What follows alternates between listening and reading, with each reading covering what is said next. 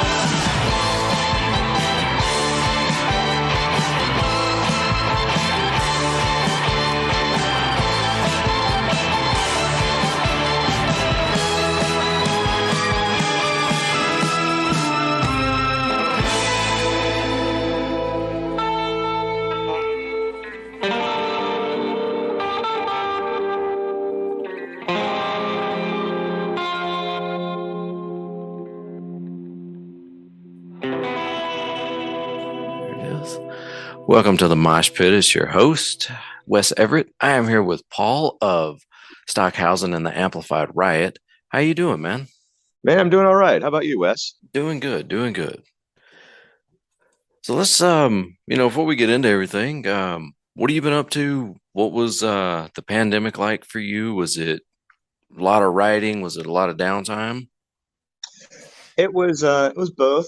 So the band started off as a three-piece before the pandemic kind of really got legs and took off, right? Mm-hmm. We were a three-piece, more like a garage rock band. And then the pandemic hit. Everyone had to quarantine. So during that time, I kept writing. I had my trusty drum machine and my guitar and everything, and just kept working on material, sending them to the other bandmates. Ideas kept going, and they kept coming, because we were all like, oh, this will be over soon, and then it kept going, and then it kept going. We're like, okay, maybe this isn't going to end soon.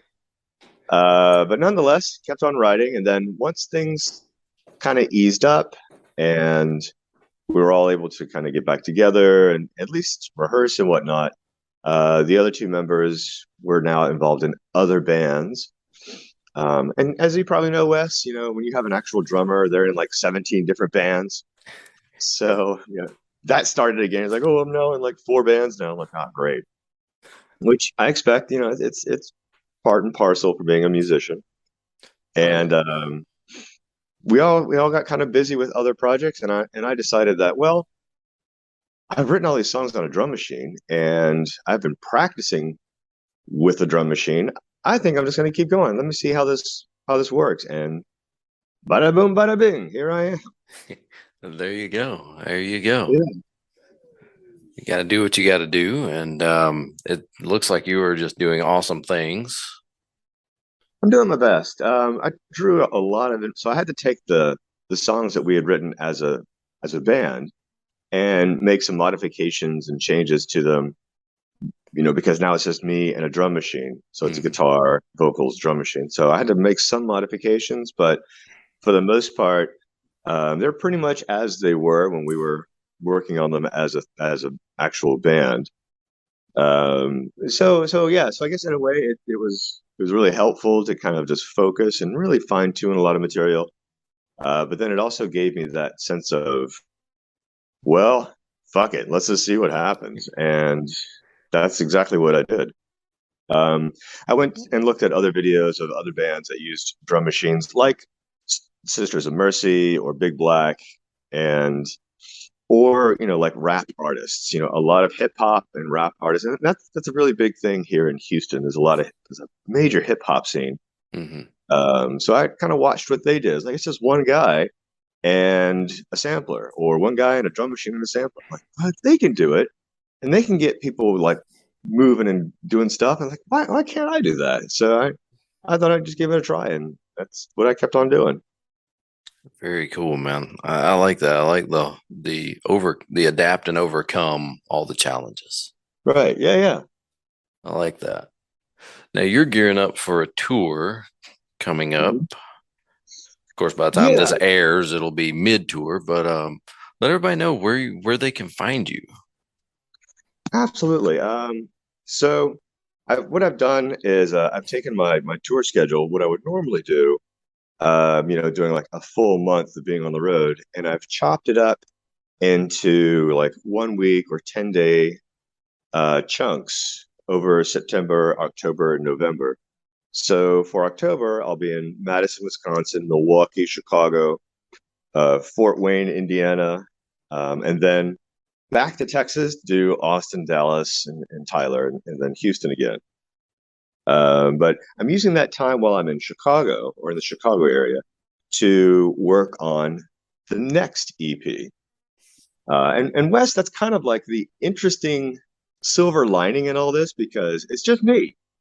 It's me and a drum machine, so I can just pack up and hit the road for like 4 or 5 days, and I don't have to like, okay, well, what's your schedule look like? Well, what's your schedule look like? Oh, no, it's not going to work for these days. For me, it's just like, hey, drum machine, let's go, Yeah. and boom, bada boom, we're out of here. So yeah, so in Chicago, I'm going to go to Electric Audio and start working on the third EP. And Electric Audio, for some of your listeners out there, Electric Audio is the home base of Steve Albini, who I mentioned earlier. He was in Big Black, Shellac.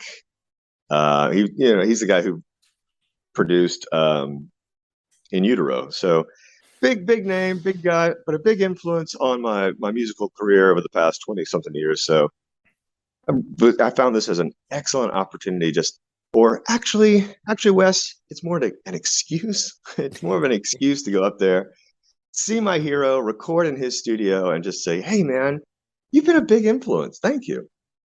So, so that's my plan. Dude, that's killer. Now, what are you gonna do if he walks in the studio with his guitar and he goes, "Here, use this"? Oh my God, I would just like not die, but I would get really close to dying, because I'm like, oh my God. Absolutely. Big name, man. And that's awesome that you're in that studio. Cause I mean, just, it's one of those things where it's not even about, who is there. It's about who's been there, and all the Yeah, others who've gone through. It's like, dude, I'm sitting in the same seat that.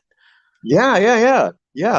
I tried to do that because I'm planning another leg for like April of going to Electric Ladyland in New York.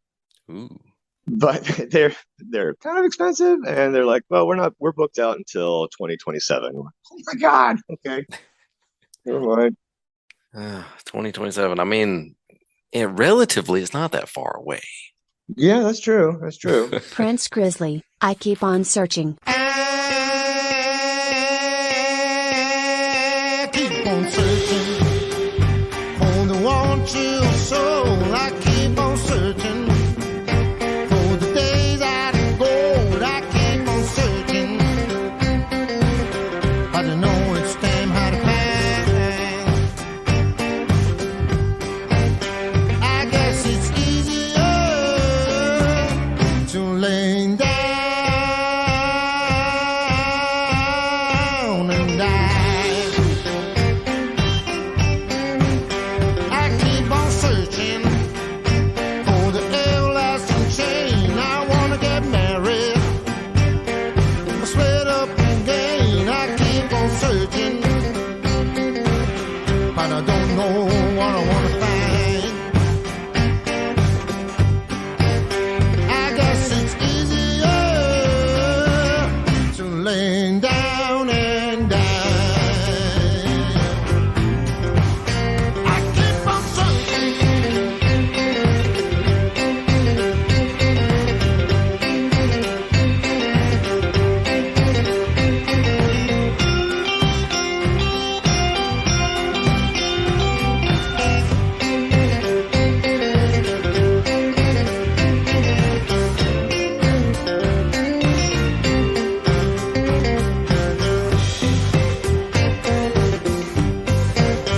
I will be searching for my whole life, 'cause searching makes the door worthwhile. I keep on searching, but I don't want to find my peace.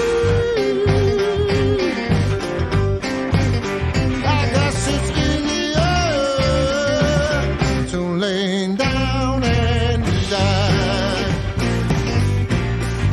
Down and die. Down and die. Down and die.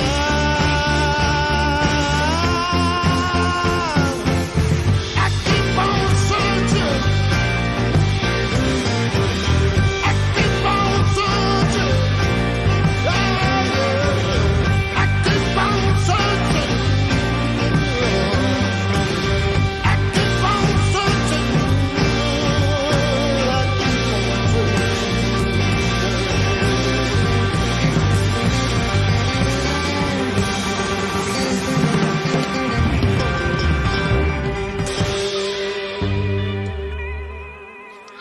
So let's talk about the upcoming EP, or do you want to touch base on your last EP? I guess, yeah, we can talk about the current one and then Okay. what I'm planning to do for the next one. Yeah, we'll segue into that. So Okay. your last EP, give us a little insight into writing a couple of those songs that that you released that you were really excited to bring out, let people hear. So that one, this current one is it's got a lot of the songs. Well, actually, three. I think three of the songs are from the time we used to be a garage rock band, an actual three-piece band. And that was it was interesting to kind of get those fleshed out as a one piece, I guess. Hmm. So those are holdovers from that time. And then there's two other songs on there that I think are what I call t-shirt sellers. It's the songs that people go like, oh, whoa, kind of a thing. And that's Tilda May, which is it can range anywhere from 9 to 12 minutes long. And it's essentially it was written like so Matt Pike has a saying, or he has a quote that like sometimes you just hear a riff and you just want to hear it over and over again, and sometimes you come up with a riff and you want to hear it over and over again for 45 minutes. And that's kind of like the premise of Dope Smoker, right? Right. So just we took that premise and we sped it up to more garage rock speed. So it's like, that G, I think it's a C major. And just like, I like that sound. It's like that chugging, like, what if we just kept on going with that? And that's what we did. We just kind of sped it up and just kept on chugging that one riff. And we liked it. And I like it. It also has a theremin. which that's the part where people are like, what the kind of a like, where did that come from? So I use a theremin in that point, and that's like the band breakdown, and then you see this or hear this like sound coming out, and it's a Jimmy Page style theremin, so it's not an actual like I can't play Mary Had a Little Lamb on it or anything like that. It only has the one antenna. It doesn't have I forget what it is. It has frequency and not modulation, or it has modulation and not frequency. It's one of those two. Because Page was all like whacked out all the time, right? So they modified its theremin so it just made noise and that's it. And you see that in The Song Remains the Same. You know, when he's up on stage and plants like they're going back and forth. So it's almost exactly like that. And so that's a lot of fun to do. And then so that's Tilda May, and that's the 11, 12-minute song. And then there's the last song, Intubation Blues. And that's all about, as you can imagine, you know, it was written during the COVID time, and just the regret you have when you're like, I should have done this, or I should have done that, and a lot of should haves in that song, and you're about to pass on, and that's Intubation Blues. That one is just drum machine, vocals, and harmonica. So again, everyone's like, where did that come from? So it's one of those moments. It's a very dark. As you can imagine, it's a dark song, but it also is just very stark because it's just drum machines and then vocals and harmonica. So it's this interesting juxtaposition of this very rigid machine-like sound behind this very bluesy, free-flowing sound. That's so cool. Those are kind of the highlights of the current EP. That's pretty awesome, man. I love that. And, you know, you talking about riffs, I can name a handful of songs that honestly, I cannot stand the song, and they're mainstream radio play. You hear them all the time. But there's just one riff like right in the middle that you're like, dude, they should have capitalized more on that. Yeah. It's like, that's the best part of the song, and it's 2 seconds. Yeah, exactly. Sometimes those little tiny like gotcha moments are what makes the song, but when the rest of the song kind of fails to live up to it, you're just like, you know what? You should have reversed that. Yeah. Now I wanna speak on this because I was looking through your Twitter page, and you guys are doing cassette tapes, which is really kind of cool. Thank you. I've actually toyed around with throwing some Mosh Pit podcast episodes on some cassette tapes, and you know, just sending them out and be like, here, check this out, because whatever. Yeah. That's really old school.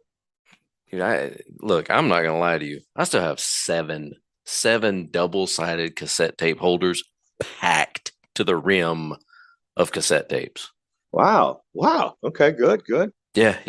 I'm an old school guy. I've tried to redo my collection. Technically, they were passed down collection, but I've tried to get most of the songs, and it's really hard to update. You know, it's hard also when your cassette player is like, oh, the belt drive's going, and like, well, nobody's working on these things anymore. Yeah, at least not in Houston. There's maybe like one shop that will touch it. Dude, people barely work on CD players anymore. Oh yeah, that's true. Because my pops actually had one. His kind of died on him, but it's just a simple little, like one of the gears went out. So he called a place. It's like an hour and a half from our house, and he took it up there. That's been back in May. He still hadn't heard anything. They told him it'd be 2 weeks, and it's we're still looking. We're still working on it. It's like, you may as well go buy you a new one if you can find one. Right? Yeah. Wow. But yeah, cassettes. Because vinyl LPs they've become more and more cost prohibitive. They are, and there's a long wait time for your orders. Especially if you're a small label or you're an independent band, whatever, and you put in an order for like 300 or 400 LPs. These record plants are like, okay, we have this order for 300 records, and then we have this order from Warner Brothers for 5,000 Pocahontas picture disc. So that's going to make their money. So they run through that, and then you just get further and further back in the queue. Mm-hmm. And everybody's pressing vinyl, so it's becoming a huge lag time when it comes to submitting your materials to get the final product. Whereas cassettes, I put this in, and 2 weeks later, here's your test copy. I'm like, oh my gosh, that was fast. Oh wow. So, and they're far cheaper, far cheaper, and people still love having a physical medium. Mm-hmm. So the tape is what makes it kind of like, oh, it's got the download code in it. It's got interesting packaging. It's $5, it's $10, whatever. It's not $30 for the vinyl, and Right. you're like, okay, at least I got a little something to show my support. Well, wait a second now. We gotta know do you have the song lyrics in the fold out? Do not. I Mm-mm-mm. messed up. Dude, I fucked up. I fucked up. No, I should do that for the next one, but have it like as a word jumble. oh, that'd be cool. It's like, what the hell? These lyrics don't match anything. This is a recipe for blueberry muffins. What the heck? That would be great. That would be great. That would be great. But no, that was just like I said, I was browsing your profile and I was like, man, that's really cool. Thank you. Very cool, man. Very cool. Stockhausen and the Amplified Riot, Hunky Punk.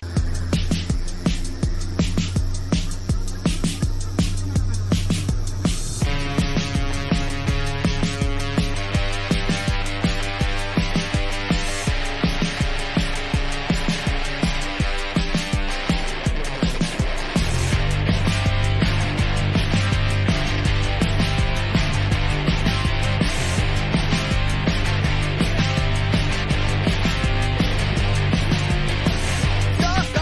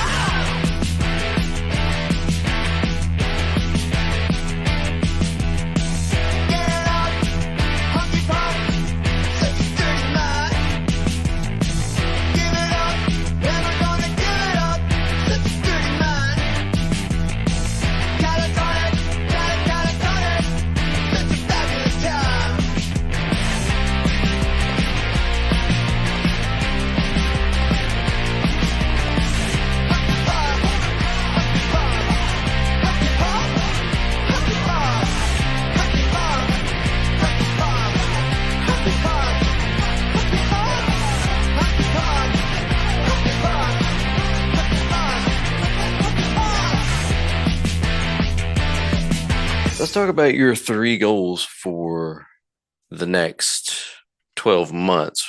What are three things that you plan on accomplishing between now and this time next year? So I want to start and finish the third EP. Mhm. And then I'd also like to at least get started with the recording process, finish writing and get the recording process started for the fourth release. And my plan for that is to go to Detroit because I still have some material that's very synthesizer oriented. Um, and I really like that Detroit house sound. So I'm like, maybe I should. I mean, again, Wes, it's just me. It's just me and a drum machine and a guitar. So I'm like, I'm gonna go to Detroit and plan a tour in that area, hit Canada, and start recording that process. But also, Wes, I'm an avid bike rider. So my part of my goal for the next 12 months is while I tour, I want to take my bike with me and hit more of these like extended trails. Like in Mississippi, there's the Natchez Trace, which is a very famous route from Natchez, Mississippi to Jackson, Mississippi. Hmm. And it's beautiful. It's very zen. It's so beautiful. And I just want to get on my bike, get my like little like portable tent thing, put it on my back, and just drive or ride the whole thing. And and while I'm doing that, schedule a few shows here and there, that kind of a thing. So my plan is to do more bike riding, get the tour going. I'd like to get started on a tour in either Europe or Japan. Started, and we'll see how that pans out. But those are my goals for the next 12 months. Very cool, man. Very cool. Well, if being an avid bike rider and a musician, this might interest you for the Atlanta area. Our Okay. studio is actually just off of the Silver Comet Trail that runs from South Carolina to Alabama. Silver Comet Trail. Yeah, it used to be the old train route, but they Okay. paved it and made it a bike route. I'm writing this down. Silver Comet Trail. Okay. And it actually just less than, let's say, I think it's 2 miles, give or take. There's an old train trestle that they Ooh. paved through, and it's an old spring. You can feel the temperature drop like 10 to 15 degrees in the summertime. Wow. Okay. It's gorgeous. It is Okay. gorgeous. So you're in the Atlanta area. Okay. So Yeah. I do have a plan for a tour to go out to take the I-10 route and go like Louisiana, Mississippi, Alabama, Florida, Mm-hmm. go up to Valdosta, uh, Valdosta, yes, sir. Valdosta, and then I'm going to take like a Monday and Tuesday off and then hang out at a monastery in Georgia. And it's Oh, called the Monastery of the Holy Spirit. And I'm not like Catholic or anything. It just sounds like the most awesomest place to just chill. yeah. Yeah, Because it does. the monks that are there have a vow of silence. And I've read that you can stay nearby and then just stay all day at the monastery and just chill. And that's part of my tour plan is to hit that monastery. Dude, that sounds awesome. Yeah, yeah, yeah. And it's great because, again, it's like it's so easy to just hit the road and do this and then just take the time off and just relax. Because Hmm. there's nobody saying, dude, I gotta be back at the warehouse on Monday morning at 5 a.m. We gotta hustle, hustle, hustle. Not, I mean, I have a job, I have responsibilities and all that as well, but at least I can plan it in a very, very different way than I did before when I was with a band with people. Right. Dude, that'd be killer. Yeah, yeah, yeah. Let me know when you're headed out this way. We'll make that happen. We'll get you in studio, show you the trail, Okay, do your thing. absolutely. Also, we have a park which is beautiful, Okay. and we try to do live events here and there. Hmm. So who knows? Maybe we could team up, grab another couple of local bands, and do a show of That some would be kind. awesome. I would love that. Dude, we'll make that happen. We will make that happen. Okay. Very cool. Very cool. Now in your three goals, you mentioned your third EP. Give us a little backstory on it. How long have you been working on it? How many songs do you have? So I just have one left over. So I just have one more left from the good old days, way back in the old days before the pandemic. So I just have one of those left to kind of massage out, and then the rest of it is all going to be material that's written just by me. Um, that one also has some interesting stuff on it. Probably not as weird, I guess, for lack of a better term. Not It's not going to be as it'll be a lot more. How do I put this? Because this current EP has a very wide range of material, and I really like that.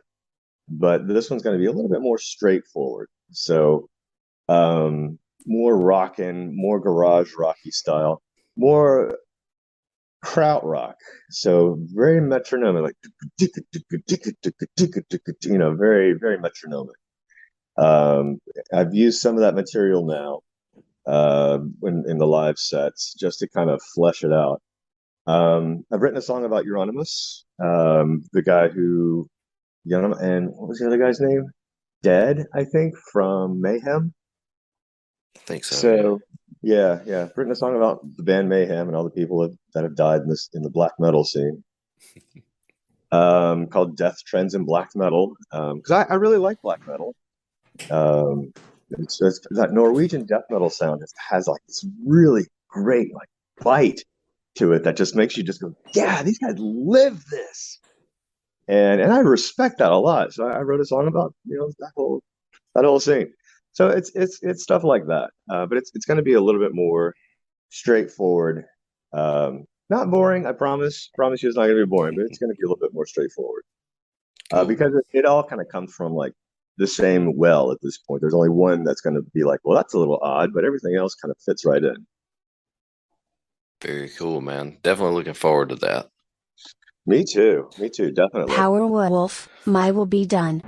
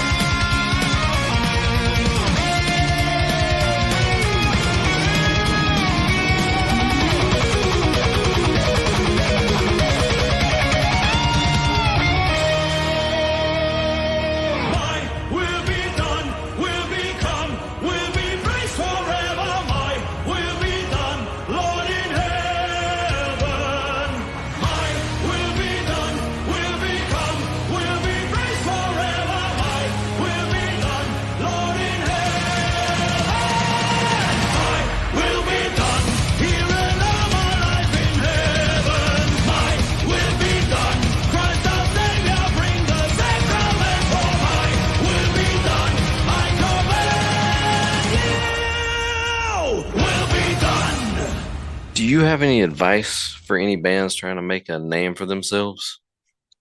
Absolutely. Get an attorney. I cannot stress that enough. Find yourself, if you're really serious about the music industry and making it, get an attorney. You're going to need it. At some point in time, you're going to need to talk to somebody because you have band members who leave and then they threaten you. You may get a record contract with somebody. You're going to want to have that reviewed.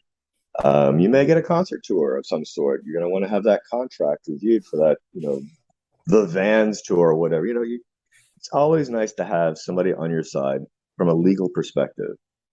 And I say that, Wes, with an air of experience because a long, long time ago I was in a band.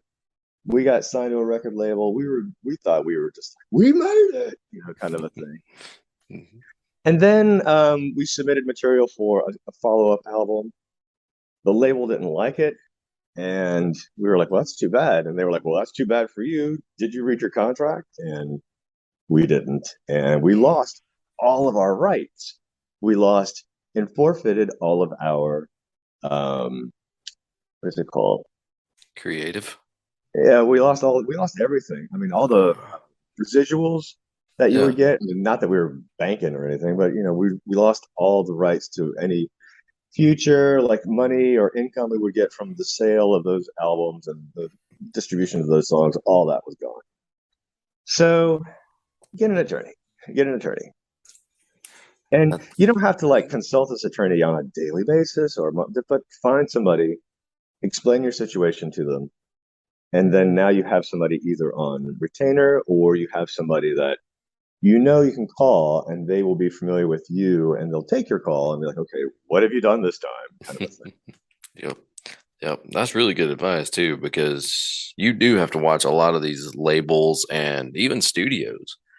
Oh, yeah. Where they'll, well, you recorded this in our studio, so technically this is our music. Oh, no. Yeah. Oh, It's like, no. whoa, wait a second now. Hang on. But the Oh, ones no. around here are really good about that. I'm going to be sure to plug that the ones around here are really good about your stuff is your stuff, and they will help you make your stuff sound amazing. All right. Okay. Okay. I had to throw that in for a couple of studios near me, which might get upset if they're like, hey, we don't do that. Okay. I didn't say you did. I just was throwing that out there. Mad respect. Very mad respect on that for sure. That would be my number one recommendation. That's a good recommendation. Actually, that is probably the most different answer that I've gotten when I ask those questions. Normally, it's about, normally the band will answer with, take your time, learn as much as you can, talk to other locals, see what they're doing, talk to some of the bigger bands if you get a chance to pick their brain, stuff like that. But that is actually a really good one of get a lawyer. Mm-hmm. Houston has one or two entertainment attorneys. Austin has a bunch of them. I'm sure Atlanta, Memphis, Nashville, they probably has a bunch of, so they don't have to be in your city. Right. But it would be great if they were in your state because, state law changes from state to state. Mm-hmm. And I'm sure, Montana may not have a great entertainment attorney, but, poke around, find out. Definitely. I know there's a good one in Florida, but I can't remember his name. I worked with him for a little while. Okay. There you go. Yeah. So, register your songs with ASCAP, BMI, CSAC, Sound Exchange. Make sure you register your songs and register every show you play because that's how you get paid. Crowley, the witching hour.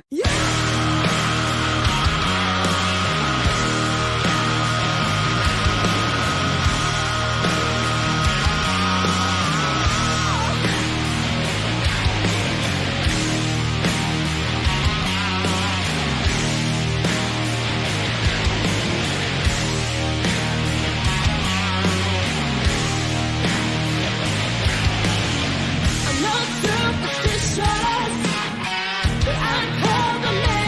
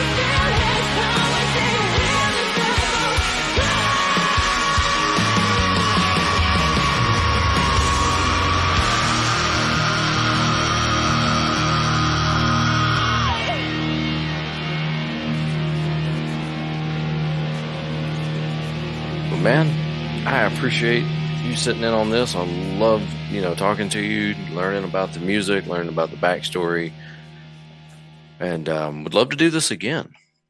Okay, Wes. Well, same time next year, we'll see where we are. And if I have to call you in from Japan, I'd be very happy to do that. Oh, that'd be awesome. Usually I try to do like a 6 month, but depending on, schedules and times, just to see how things are progressing. But you can always hit me up on Twitter. I'll hit you up, whatever. Okay. And again, man, I appreciate this, and I'll get this show dropped, tag you in it, and play a song. Oh, Wes, I greatly appreciate it. And is that your dog in the photo? It is. He is my full-blooded blue heeler that we just come to find out that he is full-blooded. Okay. Yeah, he's got like a little harness on him or something. That was his early harness. He's got a bigger one now that he prefers because that one was kind of loose on him. He didn't really like it, so we went with a different one that it doesn't. He doesn't like anything on his neck. If you put him on a leash, he will lay down and look at you like, I don't know what you're doing. Oh no! Okay. Wow. So we got him a harness, and it's got kind of a loop more toward the back, like the middle of his back. Oh yeah. Yeah, okay. he absolutely loves that one. He'll do anything you ask him to. Okay, that's probably a lot more comfortable. Definitely. Yeah. Okay. Neat. Very cool. What's his name? Sparky. Sparky. Oh. Yeah, he's at home playing with his girlfriend today. So. Okay. I usually bring him to the studio, and he likes to do this thing where as soon as I start an interview, he'll go to his bowl of water and put his whole head in it and make as much noise as possible. Wow. Okay. All right. Well, that's all right. Sparky wants in on the action. No problem. There you go. Well, man, I appreciate this so much. And like I said, I'll tag you when this drops. All right. Well, Wes, I really appreciate this opportunity. Thank you, sir. I appreciate you coming on. All right. Take care. Bye, buddy. Bye.